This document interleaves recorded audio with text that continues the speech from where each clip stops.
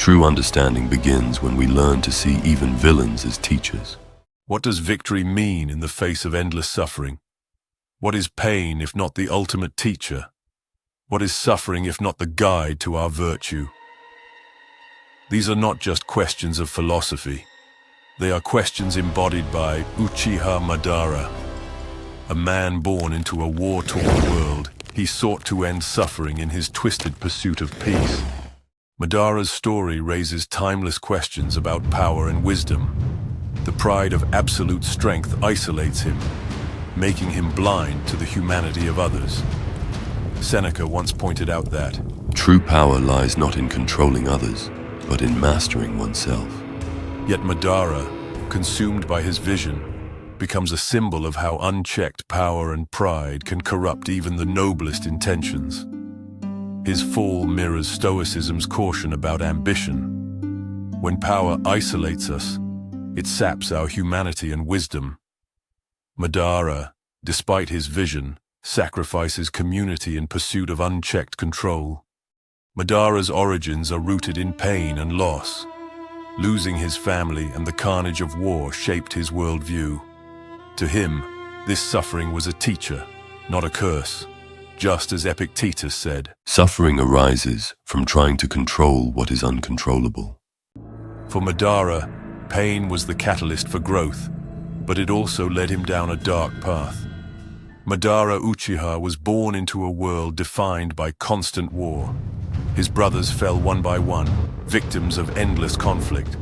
This pain was the foundation for his philosophy. He realized that to achieve peace, suffering had to be eradicated from the world no matter the cost. Was Madara creating a utopia, or was he simply running from his pain?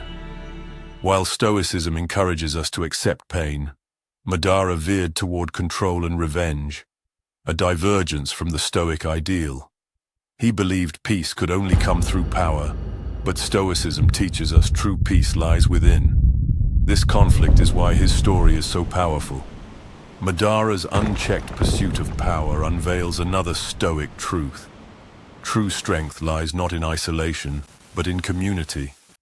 His pride, a driving force, ultimately became his prison. The Stoic philosopher Seneca warns us of this when he wrote, "The greatest empire is to be emperor of oneself." Was Madara seeking power for others, or for his ego? What can we learn from this? Leadership demands balance, ambition tempered by empathy, strength yet understanding. Madara's story mirrors Stoic teachings, reminding us that true peace, both personal and collective, comes at a price. His definition of the greater good leads us to ask essential questions. Can peace justify sacrifice? Can logic and emotion coexist harmoniously? Villains like Madara force us to confront our values and understand that even the darkest paths can illuminate the greatest truths. Madara's life represents the cost of seeking peace. His methods were extreme, but his goal was noble. He walked the fine line between the individual and collective, questioning how much sacrifice is too much. These are the same questions Stoicism asks us to consider in our lives. Madara's story teaches us the value of understanding others, breaking cycles of violence, and seeking growth through challenge. Ultimately, his greatest battle wasn't with Hashirama, it was within himself, and it's a battle we all fight. Uchiha Madara is far more than an anime villain. His story mirrors the teachings of Stoicism, showing us that pain, power, and sacrifice are universal themes of the human experience. Through his failures and growth, we're reminded that peace, both external and internal, is a worthy pursuit. What lessons will you take from Madara's story? Join the conversation, reflect on these ideas, and discover more timeless wisdom in anime and philosophy. Subscribe to explore with us. There is no easy way from the earth to the stars.